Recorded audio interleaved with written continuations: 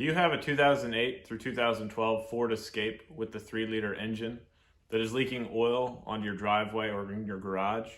If so, this video may be of help to you. In this video, I will be giving you a quick overview of replacing the engine oil pan gasket. A few tips before we get started. Step 1 would be to make sure that your hood opens and prop it up. After that, safely raise the vehicle to gain access to the oil pan and oil drain plug. After that, drain the engine oil out. If this is being done at an oil change, be sure to have 6 quarts of oil and a new filter on hand. If not, measure the amount of oil that was taken out and put back the same amount, but still double check the dipstick after the job has been complete. You may find it useful that after all the bolts have been removed from the pan, to use a pry bar or straight blade screwdriver to pry down on the pan slightly for it to release from the engine block. This may or may not be necessary in your case. It's a pretty straightforward job, so let's get started. Here's a close-up of the pan off the car with the new seal installed and the old one to show exactly what the failure point is, and that is due to the gasket drying out and becoming hard and brittle. It should be soft and pliable. Some of this is steel, but most of it broke into pieces when removing it. The repair is quite simple. You have to remove 17 13 mil bolts on the pan and then 4 15 millimeter nuts to drop the exhaust down to lower the pan.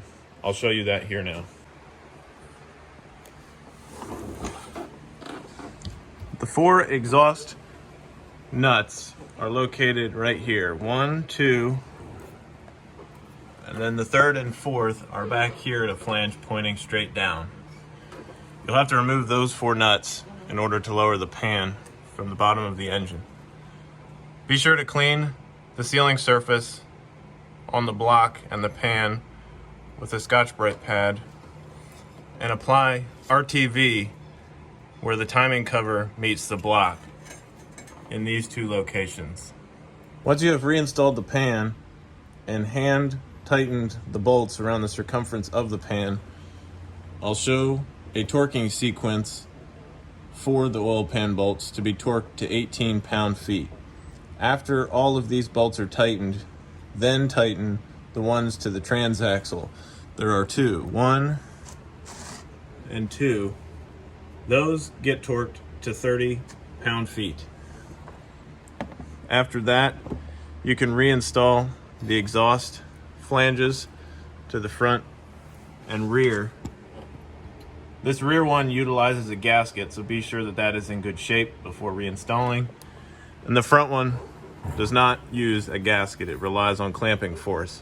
So evenly torque these when going back together and tighten these 4 nuts to 35 pound-feet. Once you've reinstalled the exhaust down below, double check to make sure you tighten the oil drain bolt. Then go up top and refill the crankcase with oil. If you're doing this at an oil change, the car holds 6 quarts. If you're just draining and reusing the oil, measure what came out of the car and reinstall the old oil or fresh oil. After you finish filling it with oil, go ahead and put the oil cap back on, let the car down, and turn it on either outside or in a well-ventilated area while checking for leaks at the gasket you just replaced.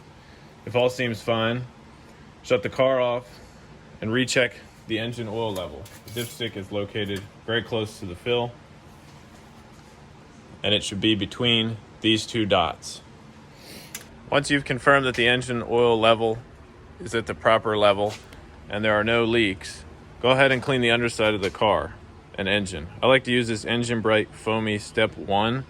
Just be sure when you're spraying it on that it's on a cold engine. After that, hose it off with water and it'll leave the car looking real nice.